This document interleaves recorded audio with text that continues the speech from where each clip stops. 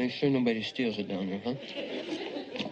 There is a moment in MASH that changed television, not because of special effects or production value or anything technical, because of a piece of paper. A single piece of paper read aloud in an operating room by a young man from Ottumwa, Iowa, who had no idea what he was about to say when he walked through those doors. You know the moment. If you've seen the show, you've never forgotten it. Radar O'Reilly stepping into the OR mid-surgery, unfolding a communique and reading in a voice that starts professionally and then just breaks, that Lieutenant Colonel Henry Blake's plane was shot down over the Sea of Japan, no survivors, and then Radar walks back out, and the OR stays silent, and the camera stays on the surgeons continuing to operate because the wounded don't stop coming just because something unbearable just happened. Because the work continues. It always continues. I've watched that scene more times than I can count, and every time the thing that gets me isn't the announcement itself. It's the 4 seconds before Radar speaks. The way he stands in the doorway holding that paper with both hands, reading it to himself first, absorbing it privately before he has to make it real by saying it out loud. Because in those 4 seconds you can see something happen to Radar O'Reilly that the show spends its remaining seasons quietly dealing with in the background without ever fully naming. You can see the last piece of his childhood leave him, and once it left, it never came back. Not really. Not in the way it had been there before. This is the story of who Radar was before that moment, who he became after it, and why the distance between those two people is one of the most emotionally honest things that MASH ever put on screen. To understand what Henry Blake's death took from Radar, you have to understand what Henry Blake gave him first. Radar arrived at the 4077th as one of the youngest people in the unit, not just in age, in emotional formation, in experience, in the specific kind of worldly callousness that extended exposure to adult cruelty and adult disappointment produces in a person. Radar didn't have that callousness. He arrived in Korea almost startlingly intact, earnest in a way that should have been naive but somehow wasn't, perceptive beyond his years in some ways, and genuinely, authentically young in others. I have a message. He came from a farm in Ottumwa. His father had died when he was very young, his mother had raised him alone, and he had loved her with the complete, uncomplicated devotion of a boy who understood, even if he couldn't have articulated it, that she was carrying everything, and that the least he could do was never add to the weight. So he arrived in Korea already practiced at a specific kind of self-erasure, already fluent in making himself useful rather than asking for anything. Already shaped by the absence of a father in ways he probably couldn't fully see because the absence had been there so long it just felt like the landscape. And then he met Henry Blake. Henry was not a great commanding officer in the traditional sense. He was disorganized. He was easily manipulated. He was more comfortable fishing than leading, and more comfortable laughing than deciding, and more comfortable pretending not to notice problems than confronting them directly. As a military commander, he had genuine limitations that the show was honest about, and occasionally played for comedy, but as an accidental father figure to a fatherless kid from Iowa, Henry Blake was exactly what Radar needed. Because Henry's particular brand of warm, bumbling, distracted affection was precisely calibrated, accidentally, completely without design, for someone like Radar. Henry didn't demand performance. He didn't require excellence or impose expectations or measure the distance between who you were and who you were supposed to be. Henry mostly just accepted whoever was in front of him, loudly, cheerfully, imprecisely, but genuinely.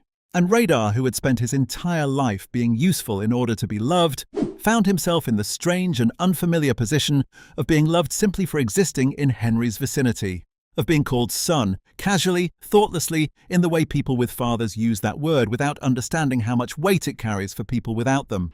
Watch the early seasons carefully and you'll see it everywhere. You know, Potter, someday you could make sergeant.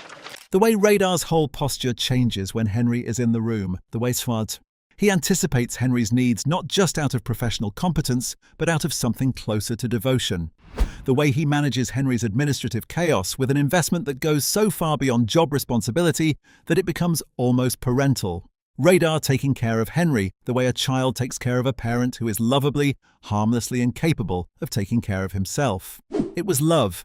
Both directions. Imperfect, unequal, unspoken, completely real love. And Radar built part of his emotional foundation on it, which is exactly why what happened next was so devastating.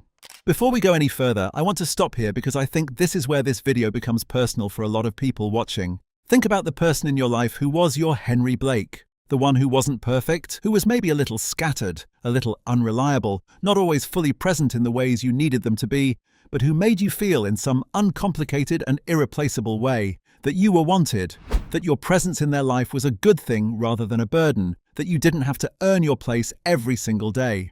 And then think about what happened when you lost them, not necessarily to death, to distance, to change, to circumstances that moved them out of your life before you were ready. Drop that in the comments, because I think the reason this episode of MASH hits so many people so hard, and still hits people 50 years later, is that it's not really about a television character. It's about that person, the one you lost before you were finished needing them, and I want to know who that was for you. Now let's talk about what Radar actually did in that moment, because the more I think about it, the more extraordinary it becomes. When Radar received that communique about Henry's plane, he had choices. Not many. The information needed to be delivered, the camp needed to know, but some. He could have found Colonel Potter first, let an officer handle it. He could have found Hawkeye or Trapper, let someone with more emotional authority in the camp carry the news. He could have found almost anyone else and handed the responsibility to them. And the fact that he didn't, the fact that he picked up that piece of paper and walked to the OR himself, says everything about who Radar O'Reilly was at his core. Major Burns did, and that makes it Major Houlihan's turn. Underneath the teddy bear and the grape Nehi and the wide-eyed Iowa innocence that everyone found so endearing. Because Radar understood with the quiet certainty of someone who had been paying attention his entire life that the hardest jobs belonged to the person most capable of doing them without falling apart in the doing. He had watched his mother absorb impossible things without the luxury of visible collapse. He had learned on that farm in Ottumwa that the person who holds it together for everyone else doesn't get to be the one who breaks down.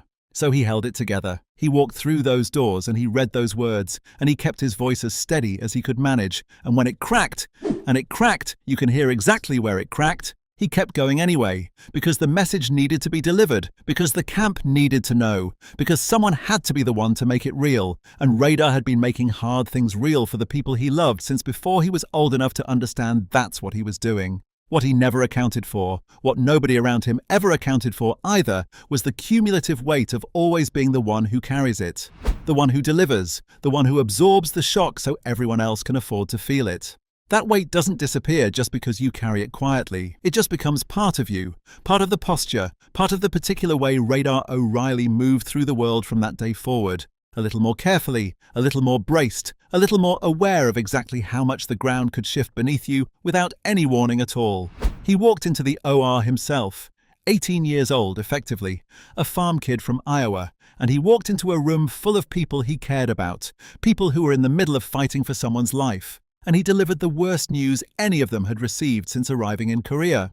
Because that was his job. Not officially. Nothing in his military description required this specific act, but in the economy of the 4077th, in the unwritten accounting of who carried what, it was his. And he knew it was his. And he did it. And then he walked back out. And I don't think anybody, not Hawkeye, not Trapper, not anyone in that OR, stopped to consider what it cost him. Not because they were cruel, because they were in their own grief. Radar? Sir, I just have one question. Because grief is consuming, and the most generous people in the world become temporarily blind to the grief of others when their own is acute enough. But Radar walked out of those doors carrying something he had walked in without. The knowledge that the people you build yourself around can be taken, instantly, without warning, without any opportunity to prepare or say goodbye or finish the thing that was between you. He already knew this intellectually. His father had died. He understood loss in the abstract. But abstract understanding and lived experience are not the same thing. And in that doorway, reading that piece of paper, Radar's intellectual understanding became something embodied and permanent and impossible to unknow. The world was not safe. The people in it were not permanent, and no amount of devotion or usefulness or perfect anticipation of needs could protect the people you loved from simply being gone one day.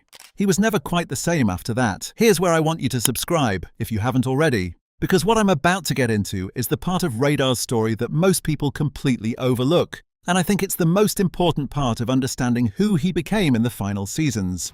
If this kind of emotional archaeology is what you're looking for, finding what's actually hiding underneath the surface of characters you thought you already knew, hit subscribe. It's genuinely all we do here, and there's a lot more coming. Let's talk about the Radar who existed after Henry, because there's a before and an after. It's subtle. The show doesn't announce it with a dramatic transformation or a stated character shift. It reveals itself gradually, in small behavioral differences across the following seasons, in moments that individually seem minor but collectively tell a story about what grief does to a It's been hit, he's trapped! Debride the wound. person who never had a proper space to put it. The Radar of the early seasons has a specific quality of openness, a willingness to be affected, an emotional porousness that made him simultaneously the most perceptive person in the camp and the most vulnerable. Things got to him, people got to him. He cried openly and without embarrassment, which the show treated as part of his childlike quality, his innocence, his essential radarness. After Henry, that openness doesn't disappear, but it becomes more careful, more managed. There's a new watchfulness in the later season Radar that wasn't quite there before, a quality of holding things slightly further from his chest, of loving the people around him with the same completeness, but allowing himself to fully lean into that love with a degree less abandon, as though some part of him was now running a continuous background calculation. How much can I afford to need this person, given that they might be gone tomorrow without warning? It's not coldness. Radar was never cold. It's caution. The specific, hard-won caution of someone who has learned at a visceral level that attachment without reservation is a form of vulnerability you can't entirely afford in a place like this. And here's what breaks my heart about that shift. The openness was one of the most genuinely beautiful things about him. That willingness to be fully affected, to let things matter completely, to love without the protective layer of irony or performance or managed distance that almost everyone else in the camp relied on, that was rare. That was precious. And the war took it, not all at once. Gradually, the way the war took most things, a little at a time in the spaces between one loss and the next.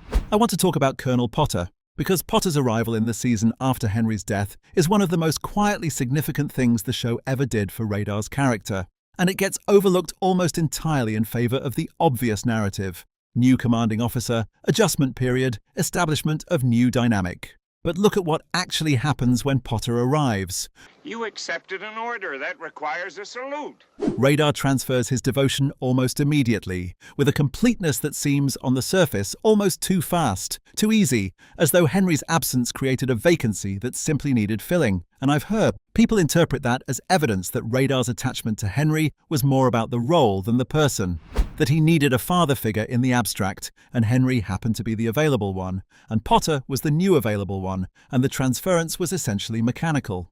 I think that interpretation is wrong, and I think it misses something crucial about how grief actually works in people who never learned to sit inside it. Radar didn't transfer his devotion to Potter because Henry was replaceable.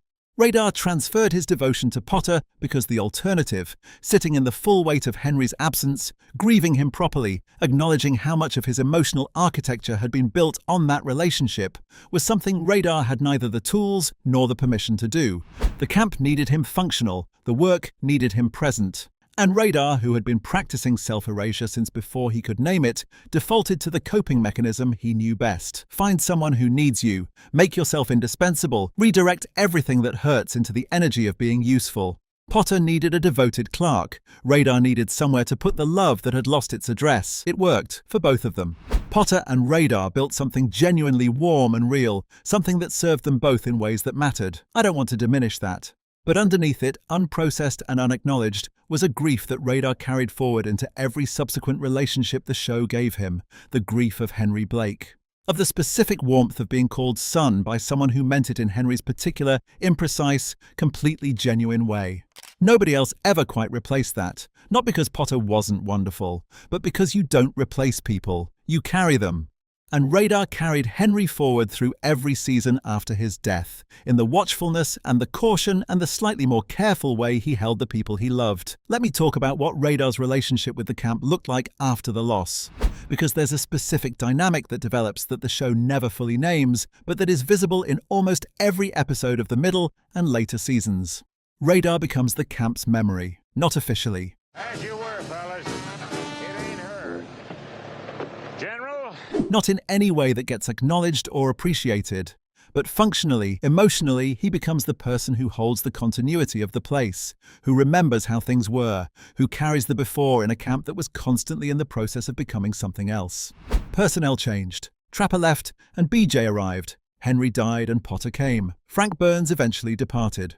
The 4077th was not a stable roster. It was a fluid, constantly shifting community of people passing through a shared extremity. And in that fluidity, Radar was the constant. The one who had been there from the beginning, the one who knew where everything was and how everything worked and what the place had been like before it became what it currently was.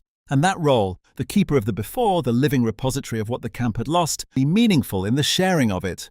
And most of the people Radar would have shared his memories with were already gone. He couldn't talk to Potter about Henry the way he would have talked to Hawkeye about Henry. Not really. Potter hadn't been there. The Henry that Radar carried was invisible to the people who now surrounded him, because those people had no reference point for it. They knew the 4077th as it currently was. Radar knew it as it had been, and the gap between those two versions of the place was exactly the shape of everything he had lost. He was surrounded by people, carrying something nobody around him could help him carry. Now I want to talk about the goodbye, Radar's departure from the 4077th. Because it's one of the most emotionally complex exits the show ever staged, and it contains a detail that I think is the most honest thing the show ever said about what the war had done to him. When Radar gets his hardship discharge and prepares to leave, the camp sends him off with genuine warmth. There's a party, there are hugs, there's the particular bittersweet celebration of a community saying goodbye to one of its own, and it's moving. The affection is real. But watch Radar in those final scenes. Watch the way he moves through the goodbyes, and then watch the specific moment when he says goodbye to Hawkeye. There's something in that goodbye that goes beyond the standard farewell between colleagues, even fond ones. Order, Hans! There's a quality of, I keep coming back to this word, incompleteness. Like Radar is trying to say something that the situation doesn't have the right format for. Like there's a thing between them, a whole accumulated weight of shared experience and mutual care, and the specific bond of two people who survived something together, and the goodbye ritual doesn't have anywhere to put it. And so it goes unsaid. The way so many important things went unsaid in that camp, in that war, between people who cared about each other and never quite found the right moment, or the right words, or the right permission to say the thing that actually mattered. Radar drives away in that Jeep, and the camp watches him go. And I genuinely think, that leaving was one of the hardest things he ever did. Not because he didn't want to go home, he desperately wanted to go home. But because going home meant accepting, finally and completely, that this chapter was over, that the people he had built himself around in this terrible, formative, irreplaceable place were going to continue without him. That the community he had served so completely was going to wake up the next morning and do the work, and fill the space where Radar used to be, and eventually, gradually, adjust to his absence. The way they had adjusted to Henry's, the way the living always adjust to the gone. And this is the thing that the show never quite said out loud, but that I think is the emotional truth of Radar's entire arc. He went to Korea a boy who had already lost a father and learned from that loss to hold the people he loved with a particular mixture of complete devotion and careful distance. And then Korea gave him Henry Blake, who was warm and present and who called him son. And Radar, despite everything he'd learned about the cost of needing people, Minutes of the last monthly staff meeting, which was held 6 months ago. let himself need him. Completely, without the careful distance, without the protective calculation, and then Henry died. And Radar had to learn again the lesson he had first learned in Ottumwa over a father-shaped absence at the dinner table, that the people you build yourself around can be taken without warning, that love and loss are not separate things but the same thing, the same force, the same vulnerability that makes you fully human and fully at risk simultaneously. And the Radar who walked out of those OR doors after reading that communique, the one who had just made something unbearable real by saying it out loud, that Radar spent the rest of his time in Korea reorganizing himself around a truth he could no longer avoid, that this place would keep taking things, that the only question was how much of yourself you could protect and still be who you needed to be for the people who depended on you. And Radar, because he was Radar, chose to keep giving, chose to keep showing up with as much of himself as he had available, chose to keep being the camp's memory and the camp's conscience and the camp's most quietly devoted servant, even knowing what it cost, even knowing the cost could increase without notice. He just held it all slightly further from his chest than he had before. That's not a small thing. That's a young man making a decision about how to survive grief while remaining a person capable of love, and doing it alone, in a war, without anyone noticing how much it was taking from him. There's a detail in the episode where Radar leaves that I keep returning to, a small moment that happens in the middle of all the farewell warmth, so small that it's easy to miss entirely. Radar goes to say goodbye to Henry's old office, not Potter's office, the space that used to be Henry's. He stands in the doorway for a moment, just stands there, looking at a room that has been completely reorganized around its current occupant, that shows almost no trace of the man who used to inhabit it. And you can see him doing the calculation, the one grief always makes you do, measuring the distance between the person who is gone and the evidence of their having been here at all, finding that the distance is larger than you were prepared for. Henry Blake was in that office, warm, chaotic, fishing-obsessed Henry, who called Radar son and meant it and had no idea what that meant to a boy who needed it so completely. And now Potter is in the office. Which is fine, which is good. Potter is a good man. What? You wanted these transfer orders, sir? No, I want the transfer orders. Yes, sir. And a good commanding officer and genuinely kind to Radar in ways that matter. But Henry isn't there anymore, and the office doesn't remember him. And Radar, standing in that doorway, is maybe the only person in the entire camp who is still, actively, in every quiet moment the day allows him, missing him. He closed the door gently, like he was saying goodbye to something nobody else in the camp even knew was still there to be said goodbye to. Henry Blake. The man who called him son. The man who changed him. The man whose absence changed him even more. Drop your video ideas in the comments. The best ones genuinely come from you. See you in the next one.